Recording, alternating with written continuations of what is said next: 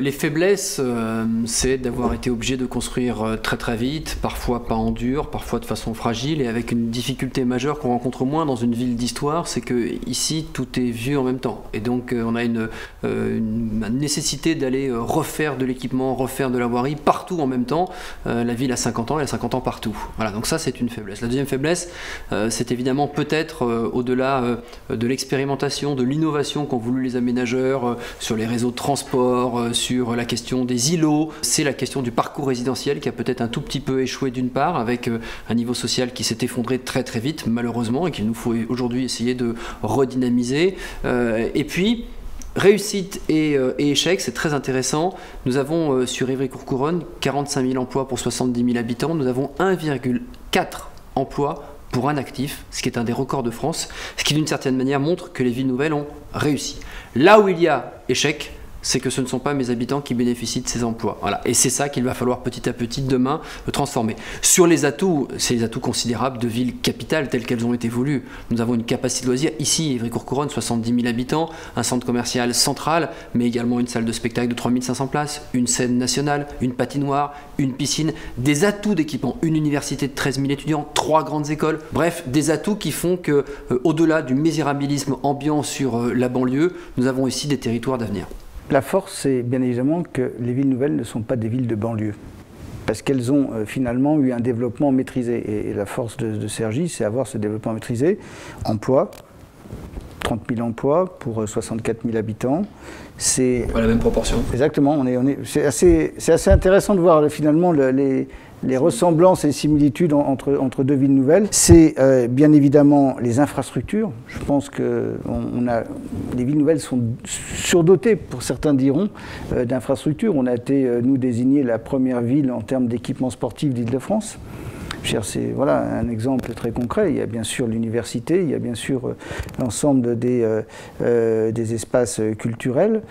Mais ce qui est surtout pour moi important en termes de force également, c'est la nature humaine. C'est le fait que les individus se sont pris et ont développé cette ville. Et ça, je crois que c'est une force qu'on ne retrouve pas. Je crois que c'est spécifique. Cergy, c'est 450 associations. Tous les quartiers, tous les, je dirais, les domaines d'activité sont développés par les associations. Et ça, c'est le premier exemple de dynamisme démocratique d'une ville. Et je pense que, bien évidemment, c'est exactement la même chose à Évry sur le poids des associations, qui est différent quand je me compare avec d'autres villes. Le poids associatif est extrêmement fort. Le deuxième élément, moi j'ai fait l'année dernière 80 réunions de participation, de concertation. Après, j'ai développé des tas de conseils d'enfants, conseils de jeunes, conseils de parents d'élèves, conseils de seniors. Tout le monde travaille sur des projets. Et je pense qu'il faut encore aller plus loin. Il faut aller plus loin. Je n'ai pas pu encore sur ce mandat-là mettre le budget participatif. Il faudra qu'on fasse du budget participatif. Globalement, je pense qu'il faudra donner encore plus de pouvoir aux habitants, même si déjà, quand je me compare, je sais qu'on fait beaucoup de choses. Les faiblesses, il y en a une, Stéphane, je suis désolé. Ça s'appelle le RERA. Oui, mais ça. Voilà, le RERD également. Et le RERD également, c'est la principale faiblesse aujourd'hui, qui empêche finalement les gens de se dire on est prêt à y aller parce qu'on est sûr d'avoir la régularité. Et je sais les efforts que fait Île-de-France Mobilité, mais je considère que ce n'est pas assez. Et c'est véritablement le point de faiblesse aujourd'hui de cette ville. Le deuxième point, c'est qu'il a été oublié un parcours résidentiel qui passe des plus démunis jusqu'à ceux qui ont finalement les capacités d'acheter une maison ou d'acheter un logement. Et ce parcours résidentiel qui manque s'est traduit après par des quartiers politiques de la ville. Et les quartiers politiques de la ville, nous avons ensemble des vrais débats sur le sujet, où moi je reste persuadé que pour l'instant nous n'avons toujours pas bénéficié, nous, de la deuxième vague de l'ANRU, ce qui pour nous pose un problème. Et le troisième point, c'est exactement ça. J'ai des emplois, c'est ce que tu as dit, j'ai des emplois qui sont là, j'ai des habitants qui n'ont pas forcément les compétences, et comment j'arrive à faire ce maillage qui va permettre finalement à ce que les Cergissois, voire les Cergy-Pontins, bénéficient des emplois qui arrivent sur la ville. Voilà les 3 enjeux qui pour moi sont essentiels dans les prochaines années.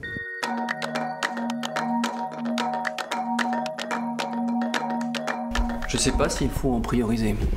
Ici, par nature, parce que nous sommes une des villes les plus jeunes de France, ça a toujours été l'éducation. Et ça le restera. Mais à l'éducation, vous devez adjoindre par nature la culture, le sport, sur des villes comme les nôtres, l'attractivité économique, l'attractivité immobilière. La difficulté majeure pour nous, c'est que nous vivons dans 2 espaces-temps, nous les élus. On doit à la fois réparer le nid de poule qu'il y a devant chez vous demain matin, sinon vous nous tirez les oreilles, et en même temps on doit inventer la ville de demain, celle pour dans 15-20 ans. Si d'ailleurs nos prédécesseurs avaient su le faire, on n'aurait pas les problématiques sur le RER A et le RER D que nous connaissons aujourd'hui. Et pour le faire, pour répondre à la ville de demain, il faut ne rien s'interdire. Donc il y a évidemment des priorités qui peuvent être conjoncturelles, mais notre job, c'est de toutes les mener de front. Chaque maire est un inventeur du quotidien, sur toutes les villes de France. Mais dans les villes nouvelles, on a une capacité d'expérimentation, une force du frappe, une capacité à agir, une liberté d'action que l'on n'a pas ailleurs. Ça permet ce genre d'expérimentation, notamment sur les questions de mixité sociale, un thème dont on parle dans l'histoire mondiale depuis la nuit des temps et qui n'a jamais été réellement effective. Nous, on tente des expérimentations. On a 3 grandes. Première, continuer l'attractivité. L'attractivité, c'est faire venir des entreprises, continuer à construire des logements pour tous les habitants. Développer l'aspect touristique et culturel, qui est pour moi extrêmement important. Et puis, dernier point, c'est on a une grande université qui va se transformer en grand établissement et d'avoir ce campus international qui nous permettra finalement d'avoir un socle d'attractivité. Deuxième point, c'est la transition écologique. Moi, je reste persuadé que l'enjeu des prochaines années, c'est véritablement embarquer la ville vers la transition écologique. C'est pas que garder ces espaces verts, c'est comment on joue sur le patrimoine, comment on joue sur les circulations douces, comment on joue sur le quotidien des gens, le bruit, les déplacements. C'est tous ces éléments-là qu'il faut qu'on puisse prendre en compte. Et le dernier point, mais qui, à mon avis, est partagé, c'est lutter contre toutes les fractures. Bien sûr. Et la première fracture, c'est l'éducation. Et l'éducation reste pour moi une priorité. L'emploi. Lutter, et c'est tout le projet que nous avons, et j'espère qu'on sera retenu sur le projet Territoire zéro chômeur d'ATT Quart-Monde, que nous poussons véritablement. La santé, avec le centre municipal de santé que nous voulons faire, je pense que ça fait partie des socles. Et puis, dernier point qui est en train d'arriver, et je pense qu'il n'est pas encore vu par beaucoup de gens, c'est la fracture numérique qui est en train de se mettre en place. Où tout le monde... L'électronisme, comme on dit. Exactement. Tout le monde est en train d'informatiser, d'accéder par Internet, sauf qu'on oublie que globalement, il y a 15% des gens qui n'ont pas Internet. Il y a à peu près, quand on prend les seniors au-dessus de 70 ans, c'est extrêmement compliqué. Mais quand on prend les jeunes aussi, paradoxalement, c'est aussi compliqué. Et donc, comment on accompagne tout ce mouvement? La société numérique est sympathique, mais la société numérique, elle doit se faire pour tous les habitants. Voilà les fractures qui me semblent être importantes à résoudre dans les prochaines années. Écoutez, moi je pense qu'en matière de développement, en matière, ça va peut-être vous paraître paradoxal ce que je vais oser dire, mais en matière de rehaussement social, nos villes ont déjà gagné. Sauf que ce n'est pas un atout. Elles ont des atouts et des richesses en elles. La métropolisation est un phénomène mondial. Et partout où la métropolisation fait son effet, la gentrification agit fortement. Ça veut dire que petit à petit, la centralité de la métropole s'écarte de plus en plus, que petit à petit, la valeur revient, et que petit à petit, en même temps, on exclut les populations les plus pauvres, qu'on périurbanise d'une certaine manière. Nous avons nous-mêmes, dans le cadre de la métropolisation parisienne, été périurbanisés d'une certaine manière sur ces 30 ou 40 dernières années. Demain, on va être métropolisé. Donc l'enjeu pour nous, c'est pas tant de se savoir si on va reprendre de la valeur, on va la reprendre. Souvenons-nous de ce qu'était Levallois-Perret ou ici les Moulineaux il y a 40 ans, par exemple. Des hangars, des entrepôts, le secteur le plus délinquant de l'agglomération parisienne.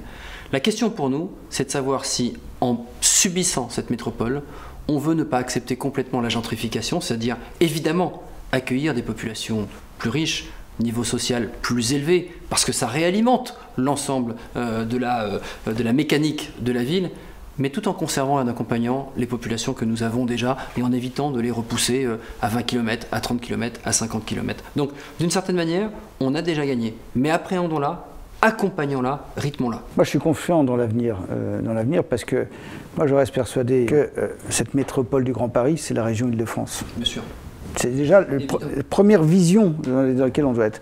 Et après, il faut des pôles multifonctionnels qui, finalement, structurent ce Grand Paris. Évry-Courcouronnes, bien évidemment, Cergy-Pontoise de l'autre, doivent être ces pôles-là. Donc si on se met dans cette dynamique-là, on ne subira pas ce phénomène de métropolisation. On concentre tout auprès de la Société du Grand Paris, des transports qui sont en train de se faire, mais on a une vision multifonctionnelle du territoire. Et si nous avons cette vision-là, moi je suis très confiant sur l'avenir de nos villes et de nos agglomérations. Le deuxième élément, parce que c'est évident, c'est que la transition écologique, ce n'est pas juste des mots, elle aura lieu. Et ça veut dire des changements de comportement extrêmement importants dans 50 ans.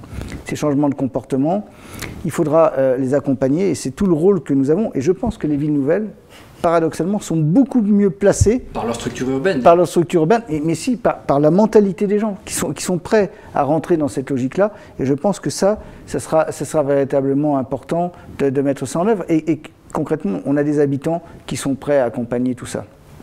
Et puis, le dernier point sur une ville dans 50 ans, c'est que je pense que la démocratie sera complètement différente. Elle sera différente et je reste persuadé que le participatif sera de plus en plus fort, ce qui veut dire que c'est aux structures administratives, c'est aussi aux politiques de s'adapter à la façon dont va se constituer finalement cette nouvelle agora. Et cette agora, il faudra la faire avec les habitants.